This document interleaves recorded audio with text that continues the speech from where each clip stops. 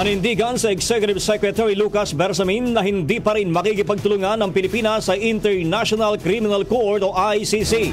Taliwas sa pahayag ni Justice Secretary Boying Rimulya na makikipag-usap pa at magkakaroon sila ng kooperasyon sa ICC sa harap ng investigasyon sa madugong war on drugs ni dating Pangulong Rodrigo Duterte. Ayon kay Executive Secretary Lucas Bersamin, hindi nagbabago ang posisyon ni Pangulong Ferdinand Marcos Jr.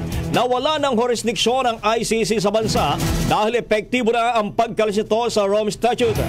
Gayman, sinabi ni Bersamin na kung sakaling humingi ng tulong ang ICC sa Interpol para arestuhin o isailalim sa kanilang kustodiya ang isang individual ay hindi nila ito matatanggihan.